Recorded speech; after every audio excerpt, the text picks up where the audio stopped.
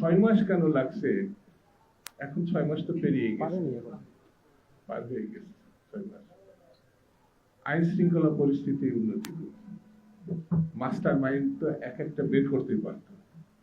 খাদ্যের master mind, আইন শৃঙ্খলার মাস্টার মাইন্ড, বাণিজ্যের মাস্টার মাইন্ড বের করতে পারতো না। ডক্টর মোহাম্মদ ইউনূস বিরাট একটা পণ্ডিত, মানে বিখ্যাত ব্যক্তিত্ব, সারা পৃথিবী যাকে চেনে। আর তিনি এদেরকে সঙ্গে করে নিয়ে বিদেশে গিয়ে বলতেন, ইনি হচ্ছেন খাদ্যের মাস্টার মাইন্ড, 1 মাসের মধ্যে জিনিসপত্রের দাম কমাই ফেলছে। সবকিছুর একটা সুস্থতা আছে, শয়তানেরও একটা সুস্থতা আছে। এই কটা লোক গত 6 মাসে বাংলাদেশে যা করেছে, যা স্বীকার অস্বীকার করেছে, সেটা খুব ভয়ঙ্কর, খুব ভয়ঙ্কর। যেমন এক শ্রেণীর খেলোয়াড়ই বলবে না, তৈরি হয়েছে জাতীয় ইলেকশনের আগে স্থানীয় ইলেকশন করতে হবে। খুঁজে খুঁজে দেখবেন এই কথাগুলো যেখান থেকে বেরিয়ে আসছে, তার 71 সালে মুক্তিযুদ্ধের সময় পাকিস্তান টিকিয়ে রাখতে যারা 2-3% বেশি মানে ভোট তাদের নাই।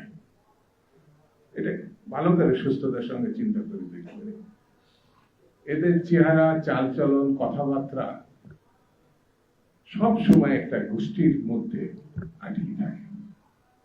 সুস্থতার রাজনীতি, সুস্থ রাজনীতি, গণতান্ত্রিক রাজনীতি, আগে তো এরা ইসলামী বিপ্লবের কথা বলতো, এখন সেই বিপ্লব বাদ দিয়ে ভোটের রাজনীতিতে আসছে। ভোটটাও যাতে সুষ্ঠুভাবে না হয় সেই বিধি ব্যবস্থার মধ্যে তার দেশটাকে নিয়ে যেতে। আমার এলাকায়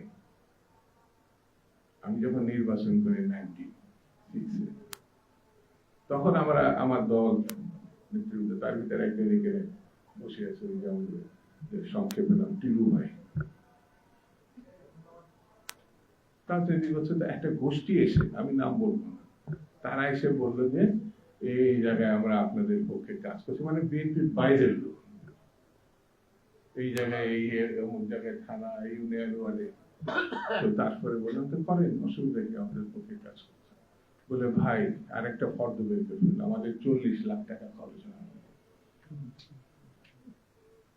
40 লাখ টাকা দিতে হয়।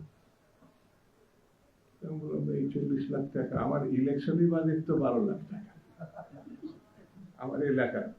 কারণ আমার থেকে যে টাকা এটা লাগেই নাই, আমার এলাকার ইউনিয়ন ওয়ার্ড, এমনকি আপনাদের কাছে আজকে বলি, বিএনপির পক্ষে ঘরের গৃহবধূরা পর্যন্ত তাদের জমানো টাকা খরচ করেছে 96-এ, যখন বিএনপি কে হারিয়ে দেওয়া হলো পরিকল্পিতভাবে, সব থেকে বড় বিরোধী দল 96।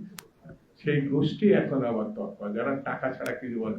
আপনার কেউ কেউ হয়তো 5-10 হাজার টাকা চাঁদাবাজি করছে না, আমি বলবো না, হয়তো কেউ কেউ করছে, কিন্তু ব্যাংক দখল করে ফেলেছে, কোচিং সেন্টার